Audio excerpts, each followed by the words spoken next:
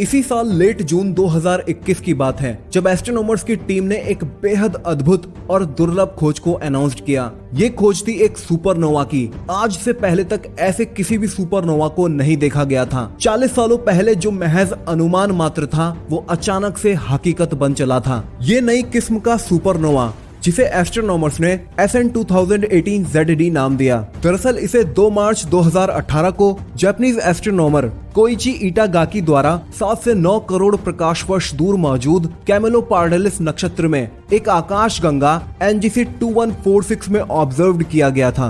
लगभग 3 सालों तक चली ऑब्जर्वेशंस के बाद एस्ट्रोनॉमर्स की टीम ने अपनी इस रिसर्च को फाइनली 28 जून 2021 में जर्नल नेचर में पब्लिश किया। इस स्टडी के लीड ऑथर दाइची हिरामात्सु का कहना था कि हमने SN2018 ZD सुपरनोवा को हर एस्पेक्ट में स्टडी किया था, जिसके बाद जो नतीजा सामने निकल कर आया वो इसे एक इलेक्ट्रॉन कैप्चर सुपरनोवा ही दर्शा रहा था। अब सवाल ये उठता है कि होता क्या है इलेक्ट्रॉन कैप्चर सुपरनोवा? तो बहुत कम ही सही, लेकिन वैज्ञानिकों को ऐसे सबूत मिले थे कि ब्रह्मांड में ऐसे तारे मौजूद हो सकते हैं जो इलेक्ट्रॉन कैप्चर सुपरनोवा का कारण बन सकते हैं। इन तरह के तारों को एस्ट्रोनॉमर्स ने सुपर AGB स्टार्स नाम दिया।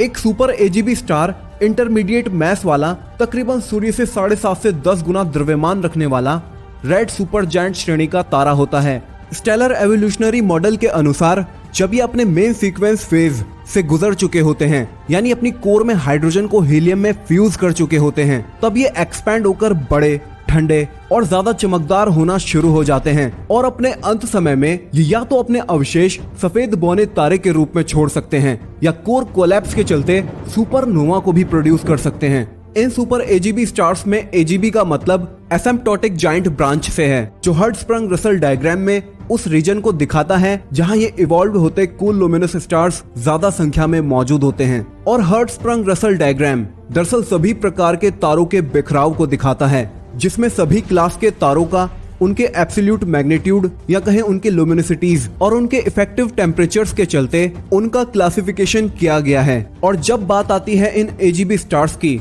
तो ये बेहद ज्यादा चमकदार रेड जायंट स्टार्स होते हैं।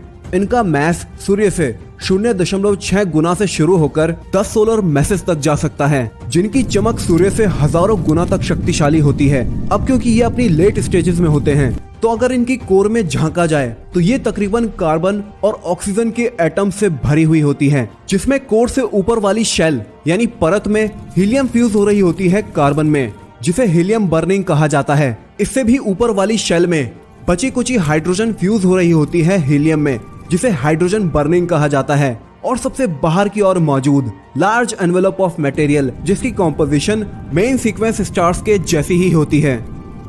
वहीं सुपर AGB स्टार्स, जिनकी प्रॉपर्टीज AGB स्टार्स के जैसी ही होती है, लेकिन थोड़ा और ज्यादा मैस रखने के चलते इन्हें सुपर AGB स्टार्स कहा जाता है। इन तारों की मैस रेंज जो शुरू होती है उसमें ये 7 सोलर मैसेज से होते हुए 10 सोलर मैसेज या उससे ऊपर तक भी जा सकती है। इसी के चलते इन्हें रेड जायंट स्टार्स से थोड़ा ऊपर उठकर रेड सुपर जायंट स्टार्स भी कह दिया जाता है। इसी थोड़े और ज्यादा मैस के चलते ये फुल फ्यूजन प्रोसेस यानी पूरी हीलियम को और ज्यादा हैवियर एलिमेंट्स में फ्यूज करने के काबिल हो जाते हैं। और ट्रिपल अल्फा प्रोसेस के दौरान, यानी जिस दौरान हीलियम के 3 न्यूक्लियाई फ्यूज होकर मोस्टली कार्बन न्यूक्लियाई को ही बनाते हैं, पर कभी कभी इस प्रोसेस के दौरान कार्बन से ज्यादा हैवी एलिमेंट्स भी प्रोड्यूस हो पाते हैं, जैसे कि ज्यादातर ऑक्सीजन के साथ साथ मैग्नीशियम, नियॉन और इससे ज्यादा हैवी एलिमेंट्स भी। अब जब इन सुपर AGB स्टार्स की कोर और ज्यादा डेंस होनी शुरू होती है, तो तारे की कोर में मौजूद नियॉन और मैग्नीशियम के एटम्स उनमें मौजूद इलेक्ट्रॉन्स को एब्जॉर्ब करना शुरू कर देते हैं।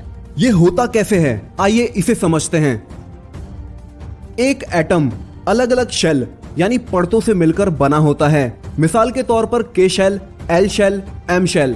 इसकी हर शेल में नेगेटिवली चार्ज इलेक्ट्रॉन्स मूव कर रहे होते हैं। साथ ही इसके न्यूक्लियस या कोर में पॉजिटिवली चार्ज प्रोटॉन्स और न्यूट्रल न्यूट्रॉन्स मौजूद होते हैं। तो ये एटम्स स्टेबल रहने के लिए कोर के सबसे करीबी मौजूद शेल, जो कि K शेल होती है, उससे नेगेटिवली चार्ज इलेक्ट्रॉन को कोर में खींच लिया करते हैं, जिसके चलते कोर में मौजूद पॉजिटिवली चार्ज प्रोटॉन से जब ये नेगेटिवली चार्ज इलेक्ट्रॉन्स आकर जुड़ते हैं, तो इस रिएक्शन के चलते ये न्यूट्रॉन में तब्दील हो जाते हैं और तब K शेल में आई उस इलेक्ट्रॉन की कमी को जिसे कोर में प्रोटॉन द्वारा खींच लिया गया। इसकी भरपाई के लिए एल शेल यानी कि के शेल से ऊपर वाली शेल उसमें मौजूद इलेक्ट्रॉन को के शेल में भेज देती है, जिससे रिलीज होती हैं एक्सरेज और गामा रेज। इसी इलेक्ट्रॉन एब्जॉर्प्शन के चलते इसे इलेक्ट्रॉन कैप्चर रिएक्शन भी कहा जाता है।